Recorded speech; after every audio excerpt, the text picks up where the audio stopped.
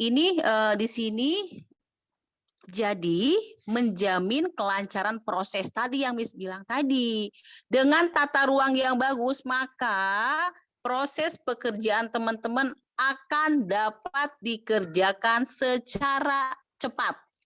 Yang seperti Miss bilang, front office kalau teleponnya berdekatan, itu pasti dia cepat mengerjakan dibanding dia harus naik ke lantai 2.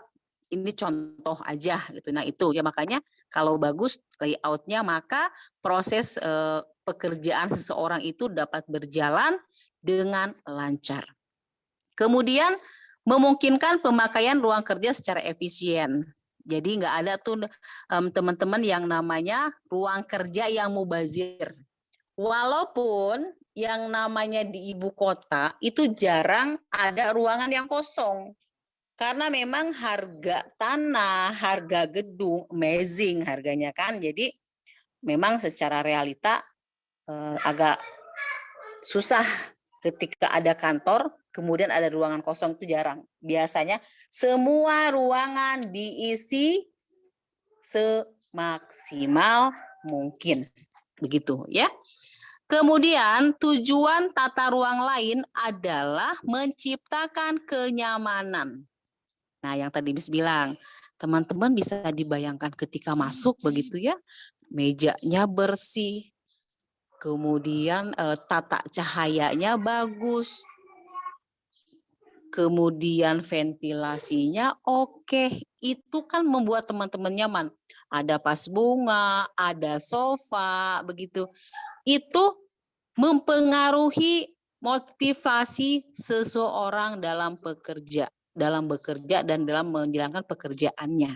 Karena memang layoutnya bagus, nggak ribet, nggak sumpek gitu ya. Baik, berikutnya memberikan kesan yang baik terhadap para pengunjung. Kalau teman-teman layoutnya bagus, ketika ada tamu, dia pasti kita memiliki image yang baik. Sudah front office-nya cantik, ganteng, ramah, kemudian pelayanan perimanya bagus, didukung oleh layout kantornya yang sangat menarik. Ada kursi mejanya bagus, kemudian tadi Miss bilang pencahayaannya sesuai karena pencahayaan ini penting. Tidak boleh terlalu dingin dan tidak boleh tidak boleh terlalu terang dan tidak boleh terlalu redup gitu ya. Jadi kalau layout bagus maka kesan yang diberikan untuk klien kita atau nasabah atau konsumen itu cenderung positif. Apalagi misalkan dengan kebersihan yang bagus. Karena teman-teman mohon diperhatikan juga nih. Jangan sampai layoutnya bagus, tapi kebersihannya tidak dijaga. Coba Miss tanya dulu. Ketika orang berkunjung ke kantor, ke rumah yang orang bisa melihat organisasi tersebut bersih tidak. Teman-teman berkunjung nih ke sebuah kantor, yang pertama kali dilihat, jadi yang misalkan gini, contoh, Wulan itu datang ke PT ABC. Kita melihat kebersihannya. Nah, kebersihannya ini kita bisa melihat dari segi apanya? Dari ruangan apa? Orang bisa berasumsi, oh iya, kantor ini bersih loh. Itu dilihat dari ruangan apa?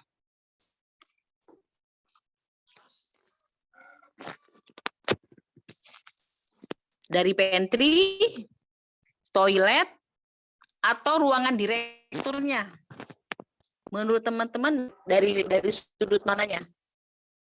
Toilet, Miss. Toilet, Miss. Halo, teman-teman, suara Miss jelas? Toilet, Miss.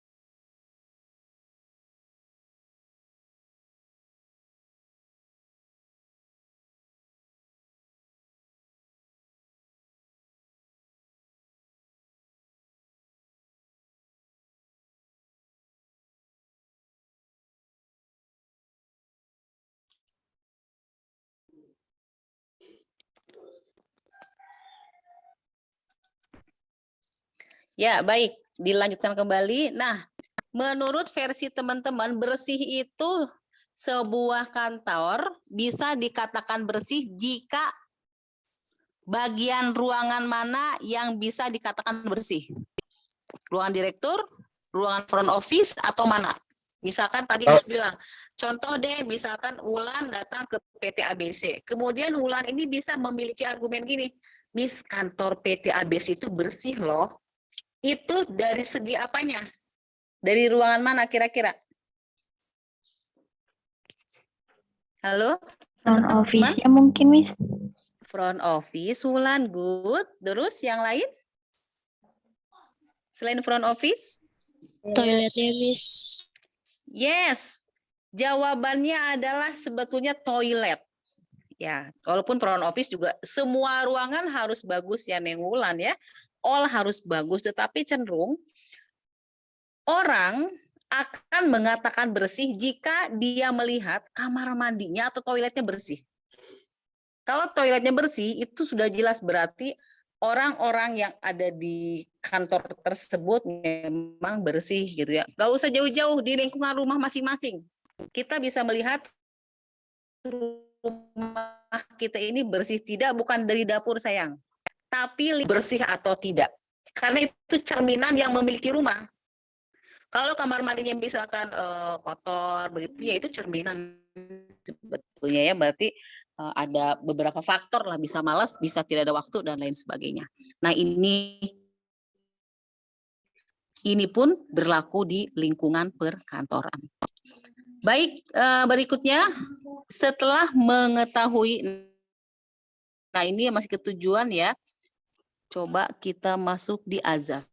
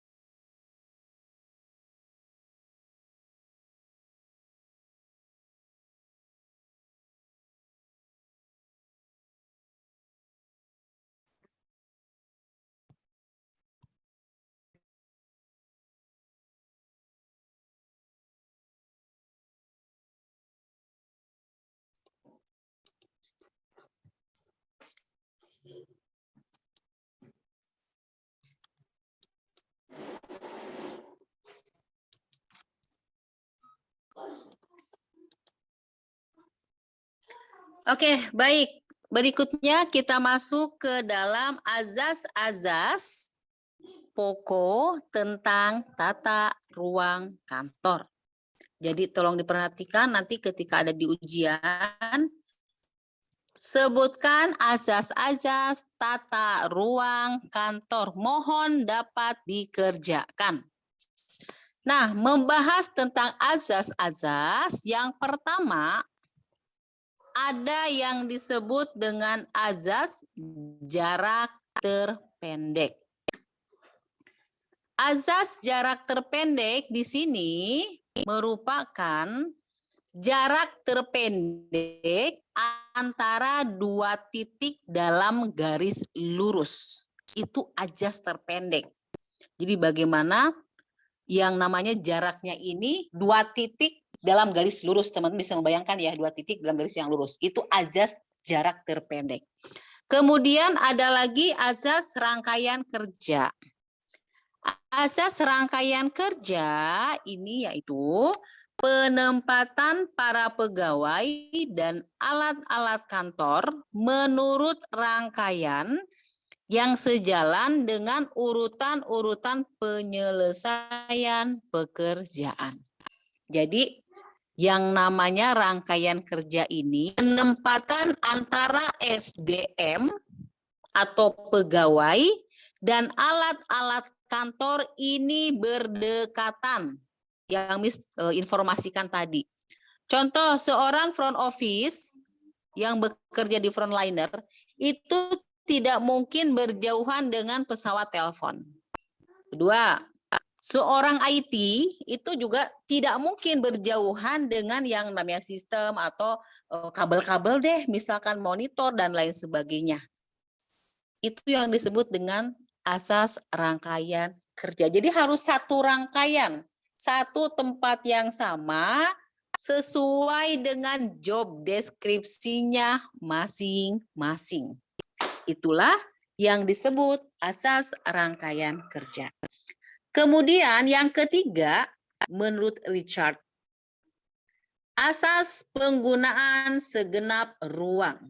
Nah, di sini maksudnya jadi tidak ada ruang yang tidak terpakai. Tidak hanya berupa luas lantai, tetapi juga vertikal ke atas maupun ke bawah. Nah, ini maksudnya jadi yang namanya ruangan ini upayakan semua ruang dipakai semaksimal mungkin.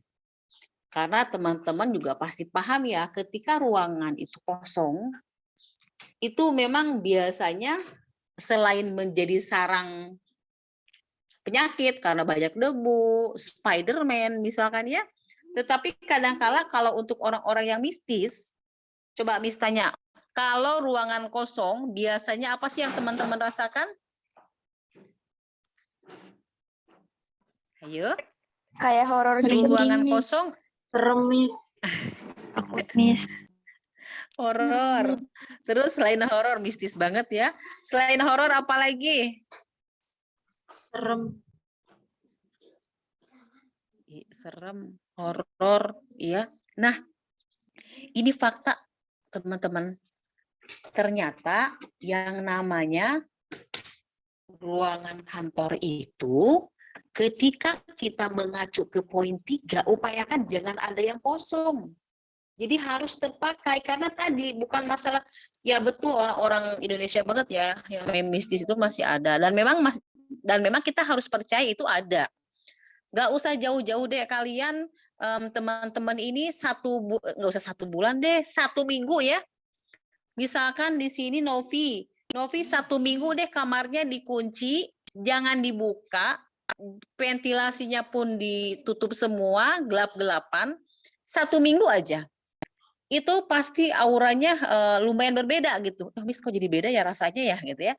Karena tadi ruangannya kosong. Makanya upayakan ketika di lingkungan manapun mau baik di perusahaan atau di organisasi maupun di lingkungan rumahnya masing-masing di keluarganya masing-masing begitu ya. Upayakan semua ruangan itu harus terpakai. Walaupun Miss yakin kalau zaman sekarang ini namanya rumah jarang ya Dek ya ada ruangan kosong ya. Apalagi Jakarta begitu. Ruangannya pasti ya terisi penuh gitu. Beda hal dengan orang zaman dulu teman-teman. Mungkin yang di kelas ini pasti masih ada. Zaman dulu itu justru rumahnya itu luas-luas. Kamarnya ada yang 10, 8 gitu. Karena memang sesuai dengan kuantitas. Penghuninya banyak, anaknya 12, wajar gitu ya. Tapi kalau sekarang kan pemerintah suka mencanangkan anak itu cukup 2, makanya rumahnya minimalis, doanya terkabul tuh. Ya kan? Kalau candaan Miss ya deh ya. Sekarang coba di perkotaan, Jakarta, Bogor, Depok, itu rumah kan rata-rata yang keluaran baru itu minimalis, ya kan? Kamarnya 2, 3 paling besar, tergantung tipe rumah. Kalau dulu enggak kayak gitu. Teman-teman mungkin kakek neneknya gitu yang masih ada begitu ya di kampung-kampung di daerah, coba rumahnya itu luas-luas. Karena sesuai kapasitasnya, orangnya banyak gitu ya. Jadi ini juga yang poin ketiga ini masih masuk di ranah orang-orang baheula zaman dulu gitu ya. Mereka sesuai gitu. Baik, berikutnya ada lagi asas perubahan susunan tempat kerja. Untuk asas perubahan susunan tempat kerja, ini memang diperlukan dapat dirubah dengan mudah.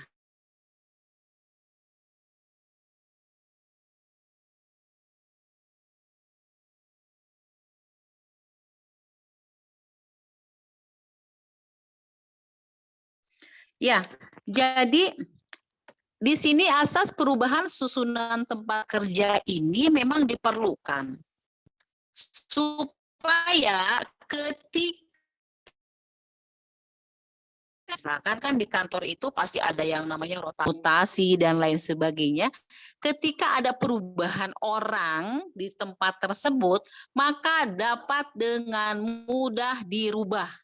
Jadi jangan terlalu permanen, Neng. Kalau kantor misalkan, Miss, makanya kenapa kantor itu disekat? Banyak kantor yang memang barang itu mudah dirubah. Karena memang tadi untuk meminimalisir terjadinya perubahan struktur organisasi. Teman-teman bisa bayangkan kalau tiba-tiba dipermanenkan ketika ada orang baru, jabatannya beda, ayo jobless-nya beda, nah susah kan? Nah makanya upayakan azas perubahan susunan tempat kerja ini diperlukan supaya dapat dirubah dengan mudah. Ini pun bisa diimplementasikan di rumahnya masing-masing, Dek. Jadi teman-teman coba misalnya, siapa yang kamarnya dari mulai TK sampai sekarang tidak berubah warna, lemari tetap di situ, ada nggak di ruangan ini? Enggak, Halo, Miss. jujur. Enggak, Miss. Enggak ya. Tapi teman-teman ada aja. Misalnya teman-teman usia katakanlah sekarang cabai-cabean ya 18, 19 gitu ya. Miss dari saya TK itu lemari nih, ada satu dari saya TK sampai usia saya 19 itu lemari sebelah kanan aja nggak rubah, kalaupun beli yang baru tetap posisinya di sana. Yang lama dibuang, beli yang baru tapi posisi sebelah kanan. Coba teman-teman kali-kali bisa merubah yang namanya, nggak usah jauh dulu, di lingkungan terkecil dulu di keluarga. Kamar, misalkan kasur awalnya di kanan pindah ke kiri, lemari dari kiri ke kanan dan sebagainya. Itu bisa merubah yang harus teman-teman.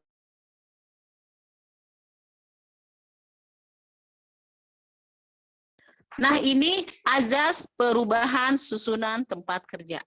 Jadi, Miss ulang, tolong nanti azas-azas tata ruang 1, azas jarak terpendek, rangkaian kerja, penggunaan segenap ruang, dan asas perubahan susunan tempat kerja. Ini azas. Baik, berikutnya setelah azas, nah di sini dikenal, jadi pada dasarnya di sini kita lihat dulu ya. Nah ini penyusunan tata ruang kantor pada dasarnya dikenal adanya atau ada 4 macam tata ruang kantor. Jadi di sini ada tata ruang kantor berkamar. Ada juga tata ruang kantor terbuka, berpanorama, dan combine atau gabungan. Coba kita telaah satu-satu. Ini tentang tata ruang kantor. Jadi memang ada yang berkamar, mungkin teman-teman sering melihat kalau ke instansi pemerintahan gitu ya. Ketika masuk itu kotak-kotak gitu ya. Atau di kantor-kantor yang memang lumayan besar, itu memang kadang-kala karena karyawannya banyak, itu berkamar deh. Di kotak begitu. Ya tergantung kebijakan masing-masing.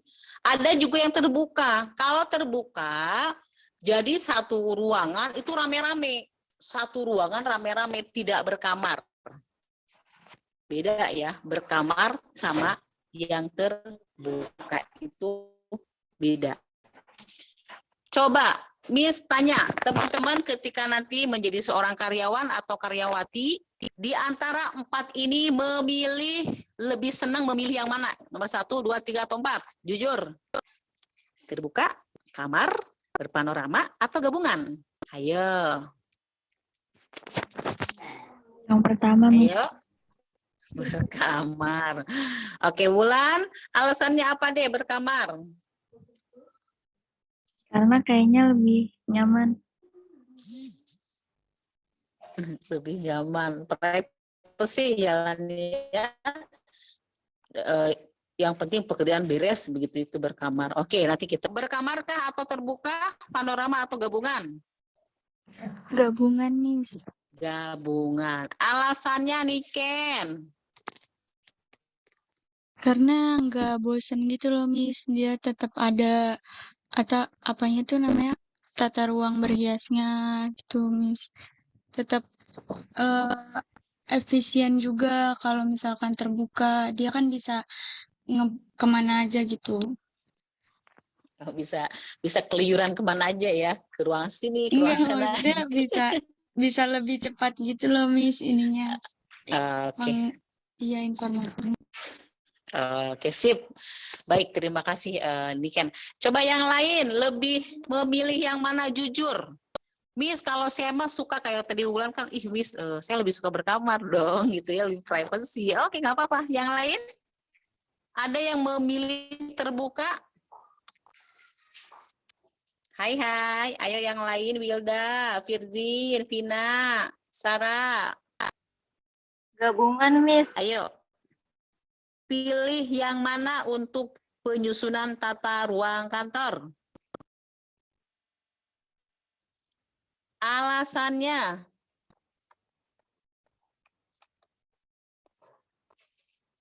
Oke, baik. Ya sudah, tadi sudah ada perwakilan, nggak apa-apa. Coba kita telah satu-satu. Nih yang disebut tata ruang berkamar. Jadi ruangan untuk bekerja itu dipisahkan atau dibagi dalam kamar-kamar kerja gitu ya. Jadi lebih privacy. Ini contoh kamar. Cuman memang kembali lagi kita semua melihat plus minusnya masing-masing. Yang namanya ruang layout ini ada kelebihan dan kekurangannya masing-masing. Begitu ya.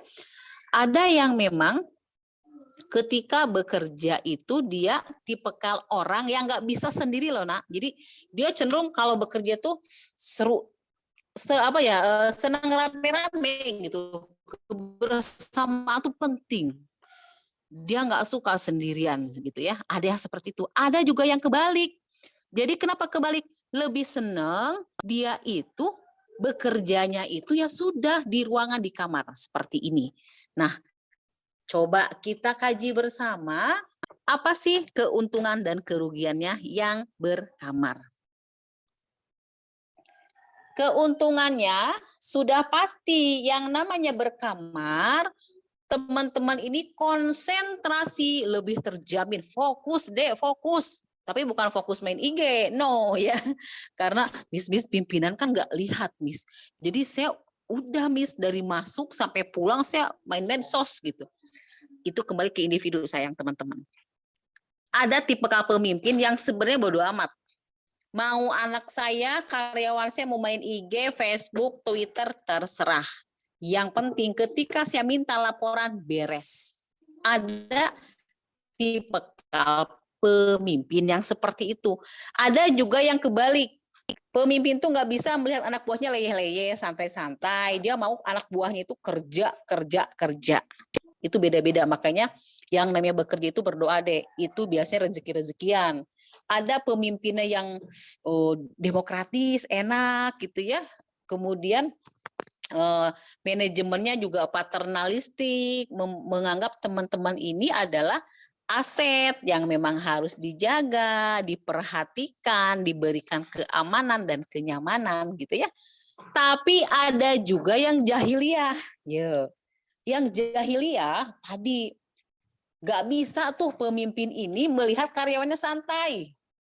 Bawaannya negatif thinking. Wah, saya kan udah memberikan gaji. Nah, ini disebutnya mekanistik. Dia tuh nggak suka lihat karyawannya itu di kantor tuh pada santai. Karena dia berpikir, saya sudah gaji Anda itu udah saya bayar. Itu. Jadi lebih ke otoriter juga. Beda hal dengan yang tadi demokratis, paternalistik, romantis dalam hal positif, masuk ke demokratis. Jadi dia lebih enak gitu. Nah, seperti itu. Jadi macam-macam yang harus teman-teman pahamin. Baik, kembali lagi ke sini. Keuntungan lainnya adalah pekerjaan yang bersifat rahasia ini dapat terjamin atau terlindungi.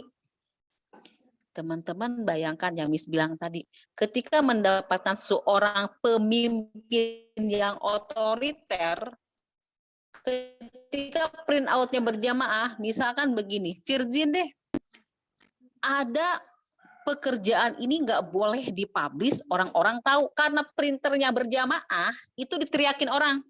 Virgin, ini print out bla bla bla bla, udah selesai. Tapi itu banyak, ada aja kejadian seperti itu. Ini Virgin bla bla bla bla gitu.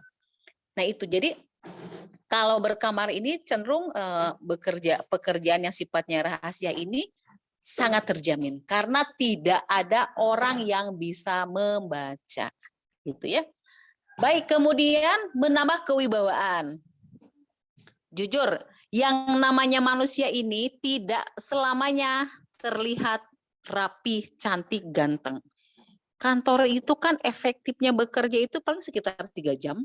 Sisanya itu ya sudah pagi siang teman-teman tahu lah ya udah bawaannya lapar pengen makan. Habis makan ngantuknya ngantuk gitu ya. Sudah ngantuk sudah jelas konsentrasi buyar. Menjelang pulang pangping. Pulang jam berapa? Dijemput di mana? Itu udah gelisah. Ya kan? Sudah enggak konsen gitu ya. Nah, makanya kalau ruangan tertutup itu ketika jam istirahat yang memungkinkan seorang karyawan atau pemimpin untuk istirahat.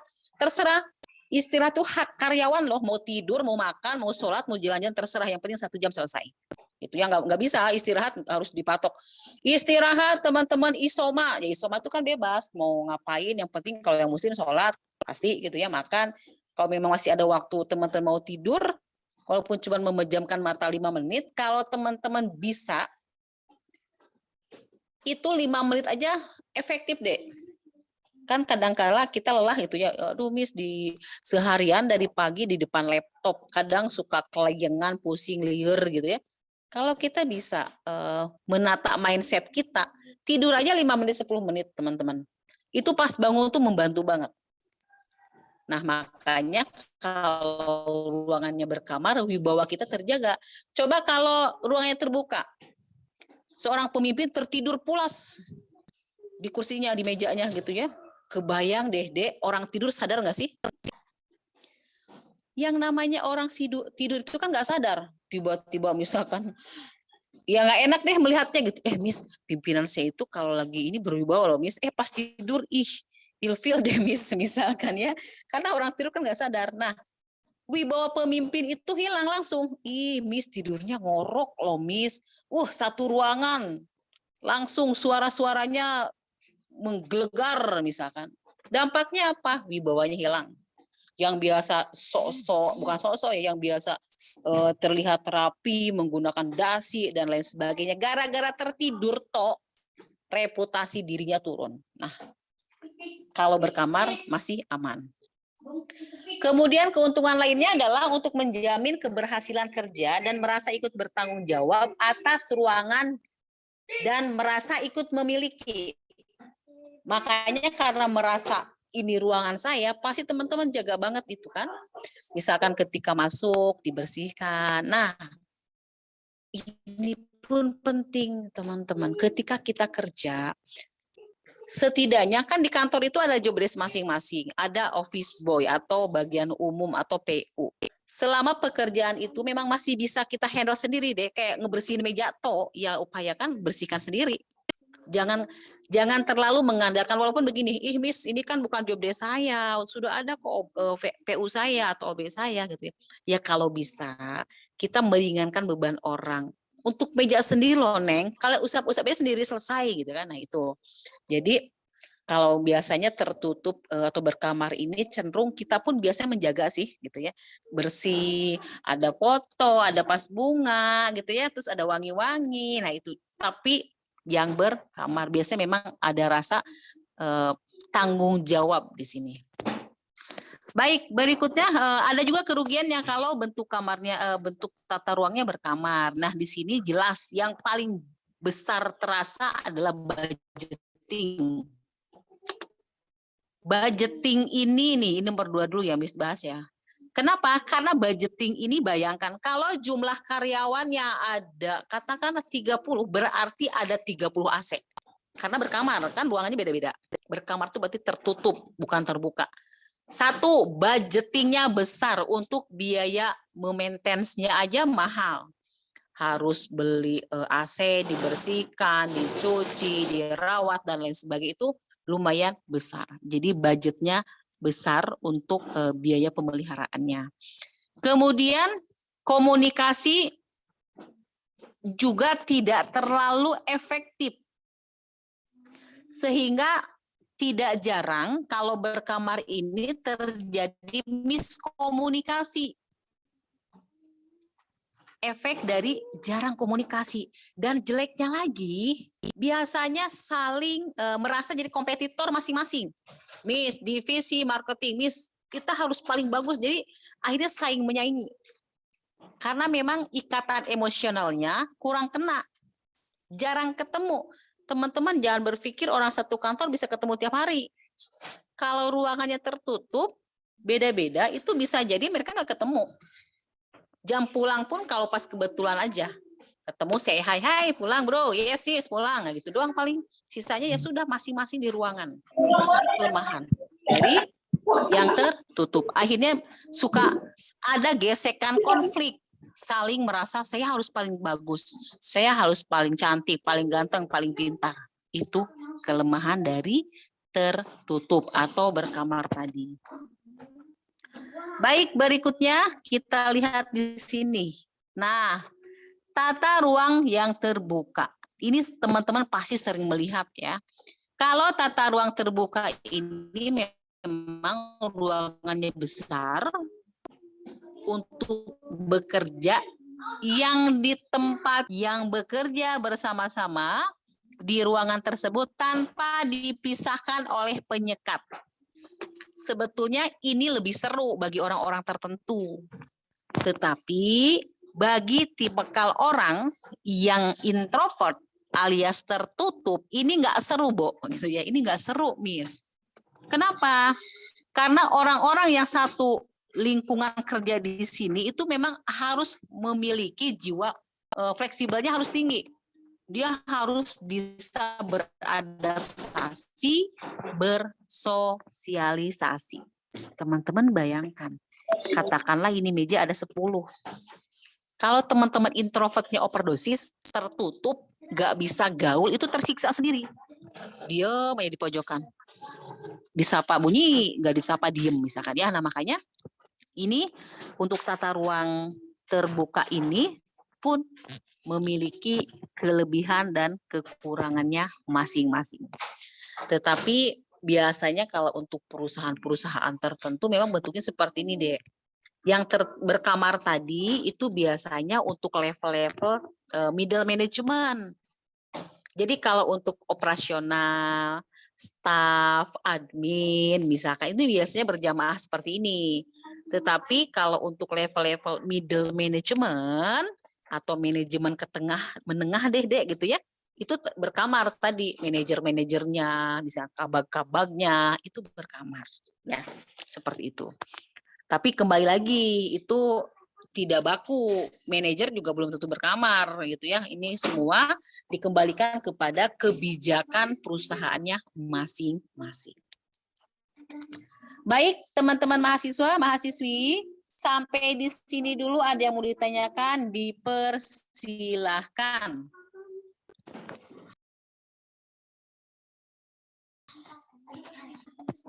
Silakan, ada yang mau bertanya sebelum Miss melanjutkan? Oke, kalau tidak ada Miss yang bertanya. Baik, siapa dulu ya? Oke. Dias Fabrizio. Dias, bisa mendengar suara Miss Dias? Hai Dias. Oke, sudah 1 jam. Mohon teman-teman coba. Oh yes, Dias. Dias, coba Miss izin bertanya. menurut dia sendiri, apa sih keuntungan dari tata ruang kantor terbuka deh? Apa kira-kira keuntungannya dia? Tata ruang terbuka, Miss.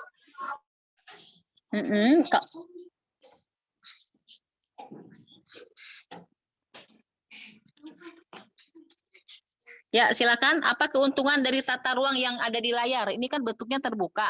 Menurut versi Dias, kira-kira keuntungan ketika kita menggunakan tata ruang kantor terbuka ini seperti apa?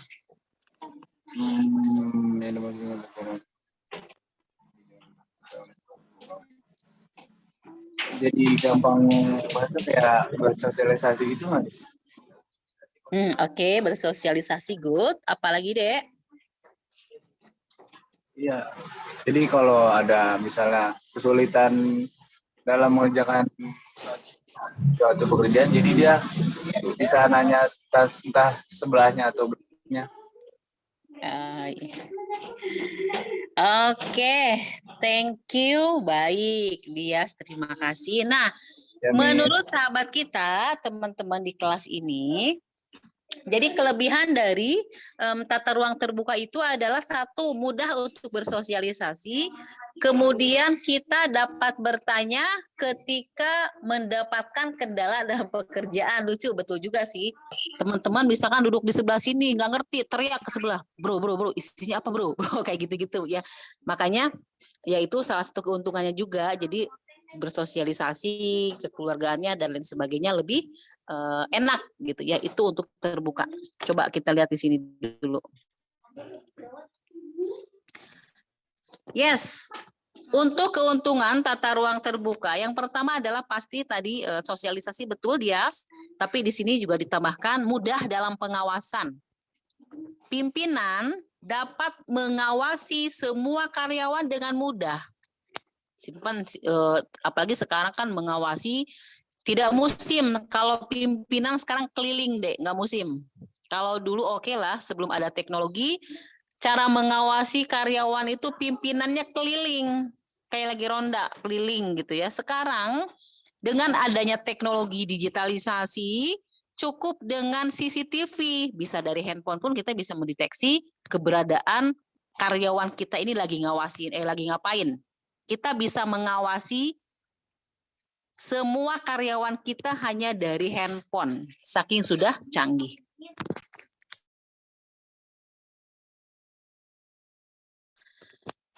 Ya, di sini mudah dalam pengawasan, pengaturan cahaya, udara, warna, dan dekorasi. Ini keuntungan yang terbuka. Jadi cahayanya pun, kalau ruangannya besar, itu cenderung bisa kita atur sedemikian rupa, tidak terlalu terang, tidak terlalu redup. Itu untuk cahaya. Udara pun sama, tidak terlalu dingin dan tidak terlalu panas, karena memang udara ini sangat mempengaruhi efektivitas dalam bekerja. Gitu. Kalau kedinginan terlalu dingin juga memang tidak konsentrasi, nanti malah tidur misalkan. Baik, berikutnya fleksibel. Jadi apabila diperlukan perubahan ruangan tidak memerlukan biaya tinggi, tinggal geser, selesai. Itu yang terbuka. Kemudian mudah untuk mengadakan hubungan langsung. Jadi selain ini juga keuntungan lainnya adalah kekeluargaannya lebih ini deh teman-teman, lebih erat. Orang itu kalau sering ketemu, ikatan emosionalnya dapat, maka hubungan kekeluargaan itu erat, sudah kayak saudara gitu ya. Makanya di kantor-kantor itu kenapa suka banyak kejadian hal-hal yang tidak diinginkan, ada something, ada affair misalkan ya.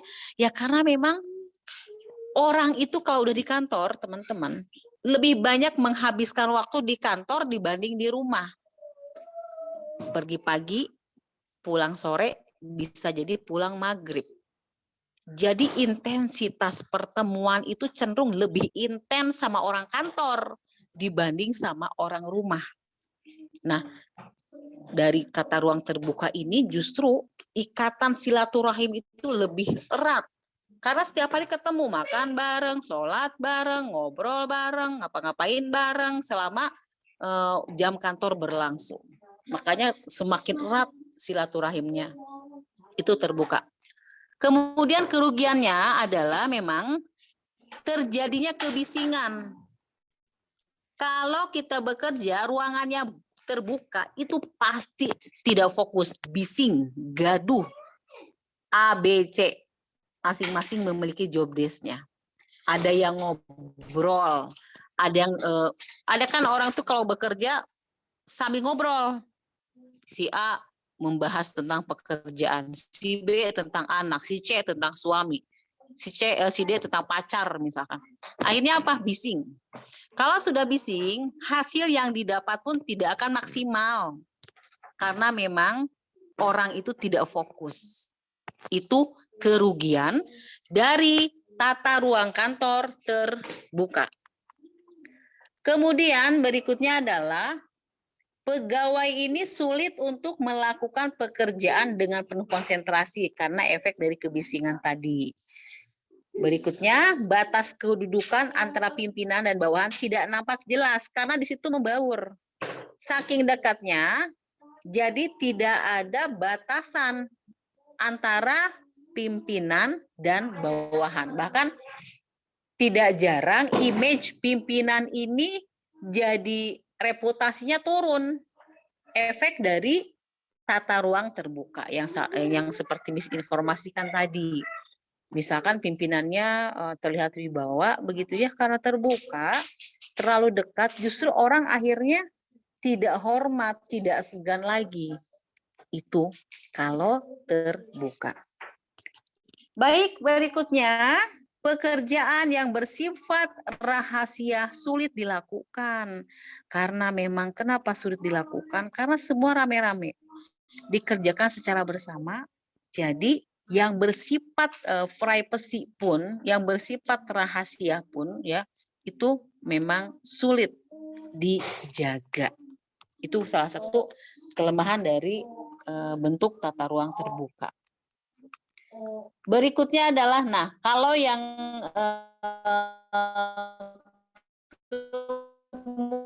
kemungkinan nampak adanya tumpukan berkas atau kertas, sekarang ini sudah jarang.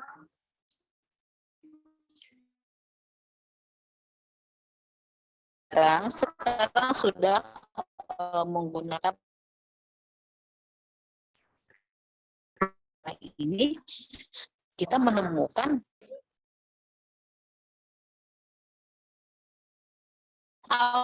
orang itu sekarang baik harus di print. Sekarang terbuka.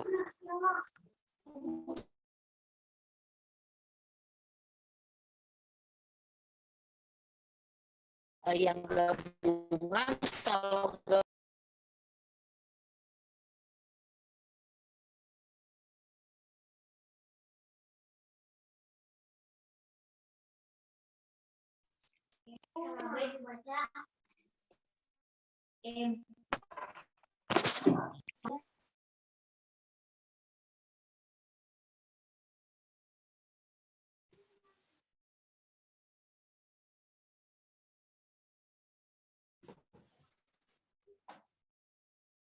baik, masuk ke berikutnya. Tapi sampai di sini dulu teman-teman, ada yang ya baik. Sampai di sini dulu teman-teman, ada yang mau ditanyakan?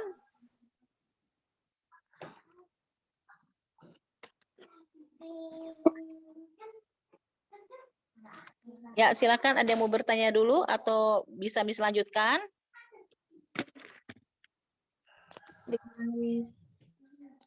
Halo teman-teman, suara Miss jelas atau tidak?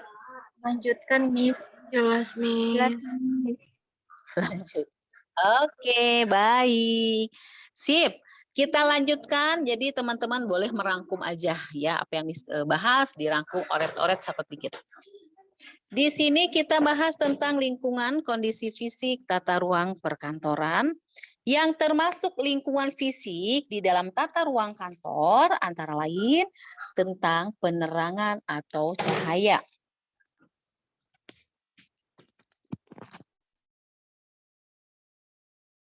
Cahaya ini sangat penting manfaatnya untuk keselamatan bekerja. Jadi cahaya ini sangat penting untuk keselamatan bekerja. Tetapi bagaimana kita bisa melakukan di setel ulang gitu ya. Cahaya ini jangan terlalu terang dan tidak diperkenankan juga terlalu redup supaya tidak mengganggu kesehatan mata. Banyak penglihatan orang-orang tidak jelas karena memang pencahayaannya terlalu terang. Nah, makanya tolong untuk cahaya atau penerangan disesuaikan.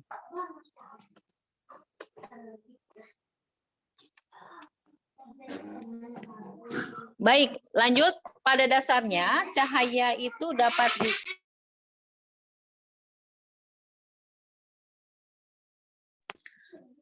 Pada dasarnya cahaya ini dapat dibedakan menjadi dua, yaitu cahaya alam dan cahaya buatan. Miss ulang ya. Cahaya dalam tata ruang kantor itu bisa dibedakan menjadi dua. Cahaya alam yakni berupa sinar matahari dan cahaya buatan berupa lampu.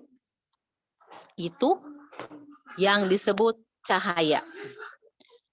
Kemudian cahaya yang tadi ada dua, untuk cahaya buatan juga dibagi lagi menjadi beberapa. Yang pertama ada cahaya langsung, setengah langsung, tidak langsung, dan cahaya setengah tidak langsung. Jadi ada yang memang cahayanya itu memantul langsung ke tempat kerja, ke meja, ada juga hanya berupa pantulan-pantulan gitu ya, jadi macam-macam. Baik, kondisi fisik yang kedua setelah cahaya adalah warna.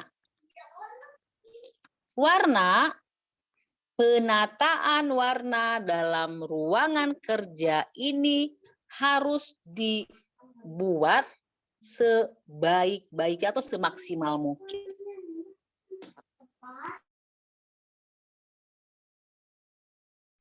Walaupun di dalam realitanya yang namanya tata warna ini memang tidak dapat dipisahkan dengan penataan dekorasi. Tetapi memang kadang-kadang yang namanya warna ini dapat menimbulkan mood seseorang. Coba Miss bertanya, kalau warna biru itu biasanya image-nya apa teman-teman kalau warna biru? Lautan, Miss.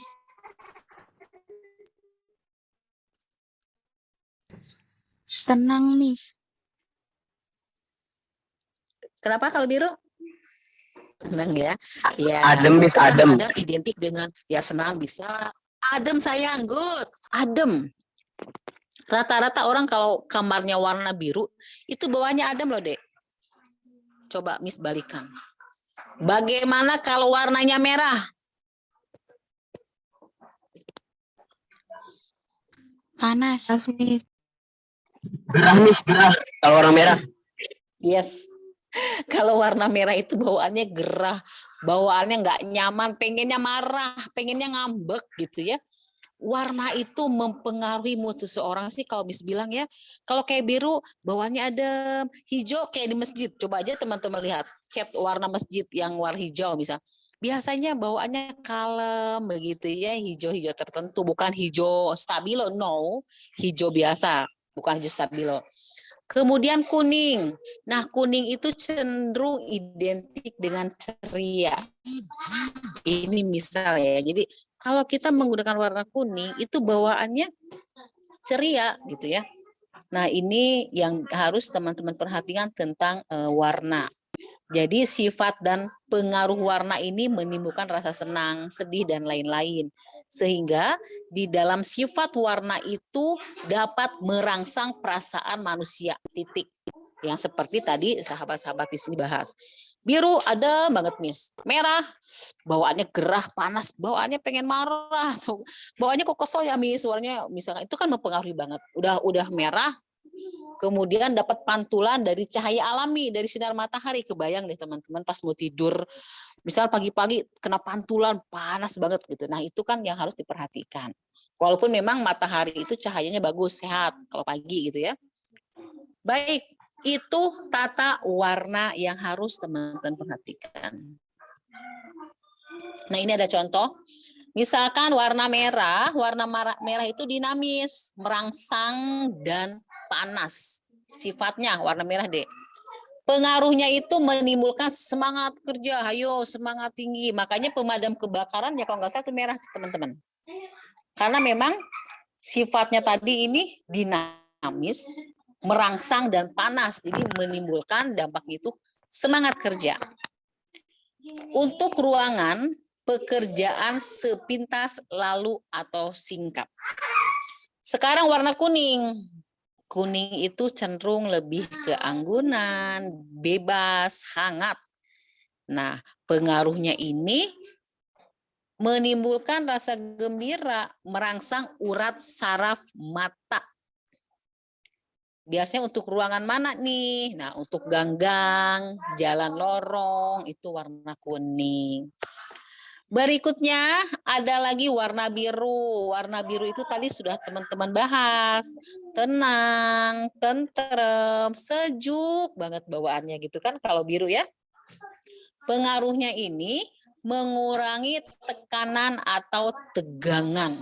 Jadi biru ini sangat pengaruhnya itu mengurangi tekanan-tekanan.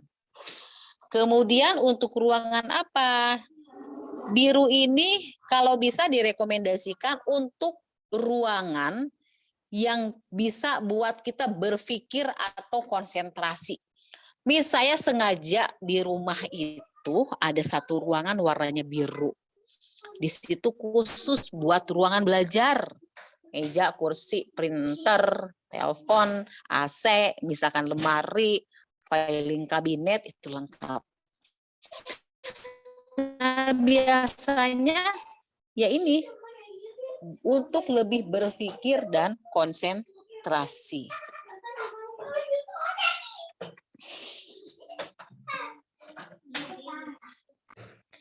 Baik, ini jadi selain warna itu merangsang emosi atas perasaan, warna juga dapat memantulkan sinar yang diterimanya. Apabila banyak atau sedikitnya pantulan dari sinar tersebut, tergantung dari macam warna itu sendiri. Contoh, kalau warna merah, kena pantulan, itu kan teman-teman pasti kebayang ya, duh Miss, silau banget atau tambah panas, tambah gerah. Ya kan? Tetapi kalau biru, dia memang memantulkan, tetapi tetap bawaannya tadi, tentram, sejuk, dan lain sebagainya. Nah, ini yang harus teman-teman perhatikan. Baik, berikutnya di sini ada lagi yang disebut dengan ventilasi atau pengaturan udara.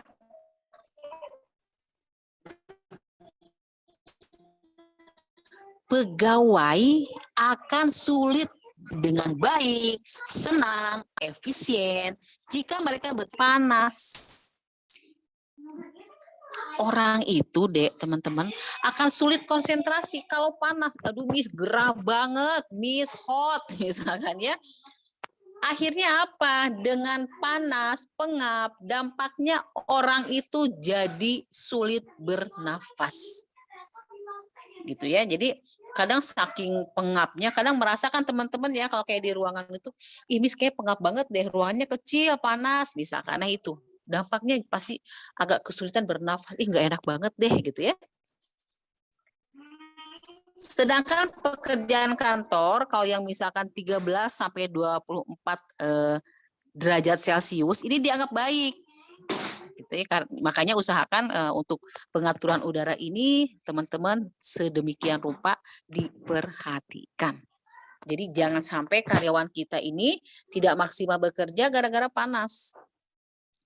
Bagaimana kalau misalkan kantornya efisiensi, dia tidak menggunakan AC, karena masih ada teman-teman, masih ada kantornya itu saking efisiensi atau misalkan baru buka begitu ya, modalnya belum terlalu banyak, dia menggunakan yang namanya kipas angin misalkan. Ya disesuaikan aja. Karena kalau terlalu setiap hari menggunakan kipas itu kan memang tidak bagus, apalagi bisa kena paru-paru ya kalau sampai langsung mantul ke badan kita masing-masing, itu nggak bagus. Kecuali kipas angin ini dipantulkan dulu ke benda baru ke kita.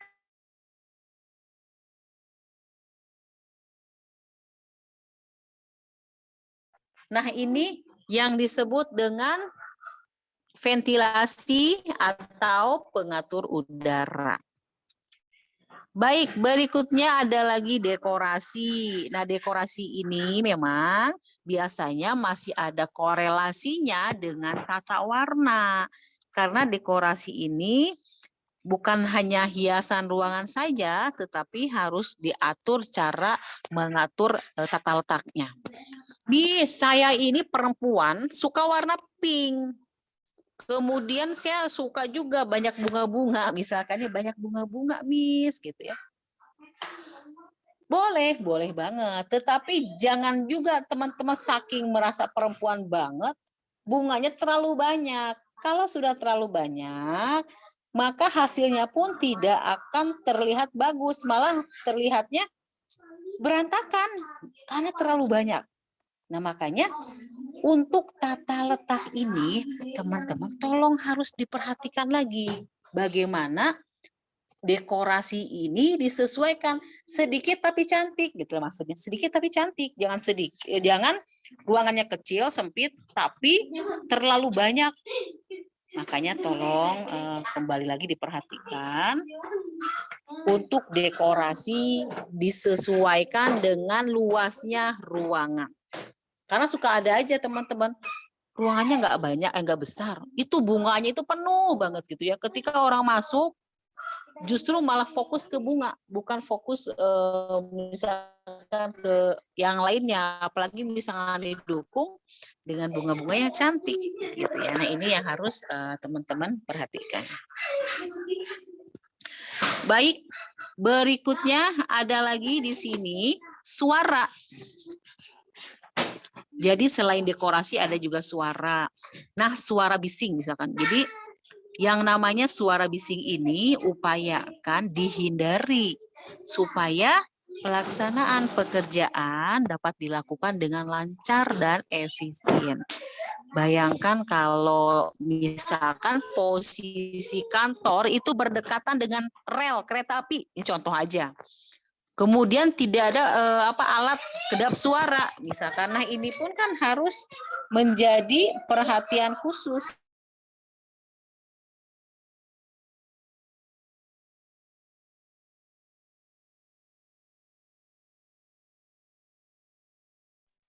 Nah, ini suara ini jangan dianggap menjadi hal yang sepele karena memang ketika bekerja kalau terlalu bising itu mengganggu sekali.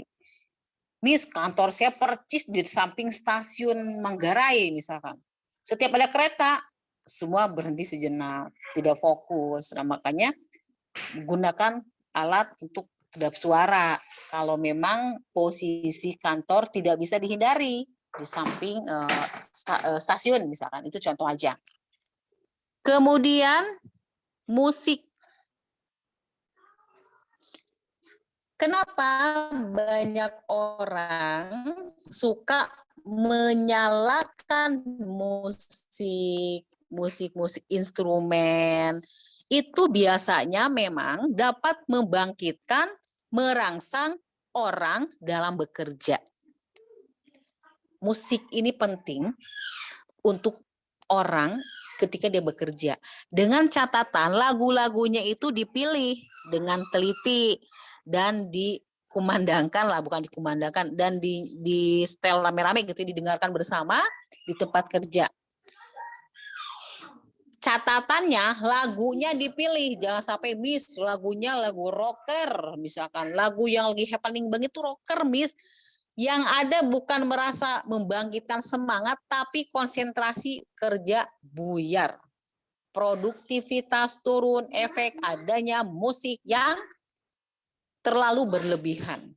Makanya tolong diperhatikan, musik ini bagus tetapi tidak keliru dalam hal memilih. Boleh instrumen, boleh lagu-lagu yang santai, yang membangkitkan semangat kerjanya para karyawan. Jangan lagunya lagu misalnya rock-rock yang berisik gitu ya. Itu bahkan akan mengganggu konsentrasi orang bekerja. Baik, berikutnya yang terakhir ada lagi keamanan. Nah, sama keamanan ini juga memang perlu diingat, harus direncanakan. Bagaimana tata ruang kantor ini dapat diperhatikan dalam tingkat dalam segi keamanannya. Jadi jangan sampai bekerja tiba-tiba misalkan justru malah membahayakan para pekerjanya. Dampak dari kantornya tidak mau tahu. Yang penting karyawan saya bekerja, terserah dia mau di samping bukit, mau di atas jurang, kek kantornya. Yang penting mereka saya gaji, kantor saya profitnya bagus, selesai deh gitu. Nah, makanya tolong perhatikan keamanannya, itu penting. Bagaimana misalkan ketika menyimpan barang-barang yang bersifat membahayakan ya, Bu, tidak disatukan dengan manusia. Ada zat kimia ya, berarti membuat sebuah ruangan tertentu untuk menyimpan bahan-bahan kimia tidak disatukan dengan SDM, dengan para pekerja atau karyawan, supaya kita dapat meminimalisir terjadinya hal-hal yang tidak diinginkan. Misalkan teman-teman kebayang deh ya, namanya juga manusia itu kan sifatnya dinamis. Ketika ada masalah, Miss, saya lagi kena something, pas banget di ruangannya itu bisa ada baygon contoh. Kan gak lucu juga, hal-hal sepele gitu ya, tapi membahayakan orang. Jadi tolong ini yang harus diperhatikan tentang tata ruang kantor, kondisi fisik, supaya tujuan kita bekerja, membuka usaha itu dapat maksimal. Karena kan tetap tujuan manusia bekerja itu satu, untuk mencari uang. Uang kalau sudah ada dapat memenuhi kebutuhan ekonomi. Ekonomi kalau mapan cukup, maka berdampak ke berbagai aspek. Satu, pendidikan. Orang kalau ekonomi mapan, pendidikannya pasti mantap. Dua, kesehatan. Orang ketika memiliki ekonomi yang mapan, kesehatannya pasti aman. Sakit, bisa ke dokter, dan lain sebagainya. Makanya tujuan berbisnis, tujuan jadi karyawan, bagaimana tetap kita harus maksimalkan. Jadi jangan sampai setengah-setengah seperti itu ya. Nah, itu yang harus diperhatikan. Makanya supaya hasilnya maksimal, untuk tata ruang ini pun harus dijaga baik. Jangan dianggap sepele. Miss, tata ruang mah nggak usah dibahas, gampang. Yes, secara implementasi, tetapi alangkah bagusnya teman-teman juga memahami secara teori. Jadi bisa connected antara teori dan implementasi. Seperti itu ya. Baik, sampai di sini teman-teman mahasiswa, mahasiswi, ada yang mau ditanyakan? Dipersilahkan.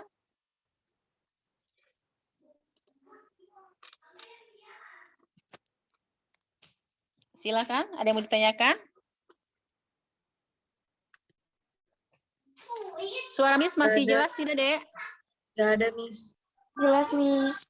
Oh, jelas ya, alhamdulillah. Enggak ada Miss yang ditanyakan. Oke, kalau enggak ada, Miss izin sekali lagi untuk mengabsen dulu ya, izin. Tadi udah untuk pasming, tadi karena masih banyak yang belum gabung, jadi Miss mau tanya sekali lagi untuk pasar minggu ya.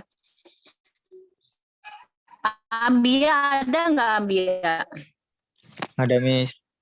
Ketua kelasnya mana? Oh, Ambia hadir. Tadi Miss izinin loh di sini, Dek. Ambia hadir. Terus si Anissa Rara. Anissa Rara Kencana Ya, Miss. hadir. Tuh, kan tadi diizin. Yes, Dias Fabrizio hadir. Ini Miss lagi absen. Ihsan Kamil ada? Ihsan Kamil. Hai Ihsan Kamil. Adik di Allah, Ihsan kamu di jalan. Oke, Ihsan baik. Ali Akram. Ali hadir? Tolong bantu dijawab ya teman-teman yang lihat ya. Oke, nggak ada Ali ya.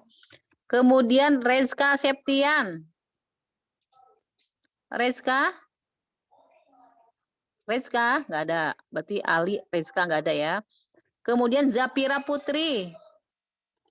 Zafira nggak ada. Nurlia Amelia. Saya, Miss. Oke, Nurlia ada, tadi Miss izinin soalnya. Paramita. Ada, Miss. Oke, Paramita hadir. Wulandari? Hadir, Miss. Wulan? Iya, Oke. Miss. Ya sudah, baik. Oke, sudah. Miss lagi absen deh ya. Oke, teman-teman, seperti Miss bilang tadi, tolong untuk ketua kelas pasar minggu, tolong japri atau sekretarisnya juga boleh untuk japri Miss ya. Baik, kalau tidak ada yang ditanyakan, karena ada sisa waktu 8 menit, nggak apa-apa, kita bisa masuk di WA grup saja kalau ada yang masih belum jelas. Jadi lebih efektif gitu ya, teman-teman menunggu kalau nggak ada yang tanya, karena materi sudah Miss sampaikan, sudah terselesaikan. Sekian dari Miss, teman-teman. Kalau tidak ada yang ditanyakan, sekali lagi mohon maaf kalau ada salah kata, tetapi sebelumnya jangan live dulu, semua on cam dulu. Miss mau screenshot. Tolong on cam sebentar, Dek. On cam, cantik. Yes, Alika on cam, Rifki, tuh Rifki ganteng langsung beres-beres loh. Edo, Rai, Nurul, oke on cam sayang, Dias, on cam Dias, yes. Dias, Ihsan, tuh Ihsan lagi di mana Ihsan? Lagi di kantor, Mi. Lagi di kantor. Oke, hebat sambil kuliah jam-jam segini, keren Ihsan, good. Oke, sebentar ya, yang satu dulu Miss buka. Ambia, on cam sayang, Siva. Oke, sebentar ya, Miss on cam dulu. Miss screenshot dulu. Sebentar deh. Sebentar, tadi mana ya? Oke.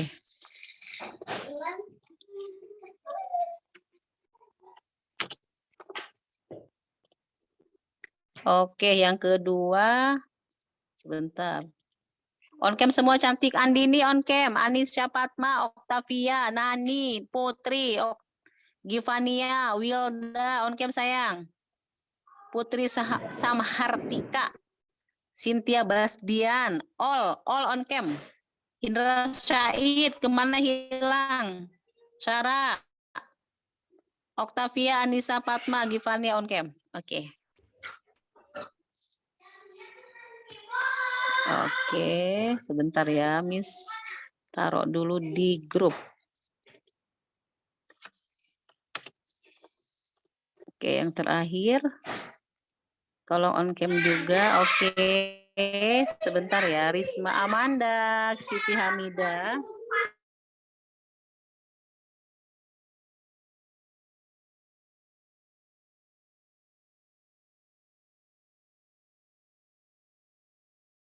Baik, terima kasih teman-teman yang sudah on cam. Untuk pertemuan hari ini, Miss kira sudah cukup. Miss akhiri sampai di sini. Sekali lagi mohon maaf jika ada salah-salah kata. Billahi taufiq wal hidayah. Wassalamualaikum warahmatullahi wabarakatuh. Waalaikumsalam warahmatullahi wabarakatuh. Terima kasih, Miss. Ya, sama-sama. Izin, Miss. Terima kasih, Miss. Ya, sama-sama.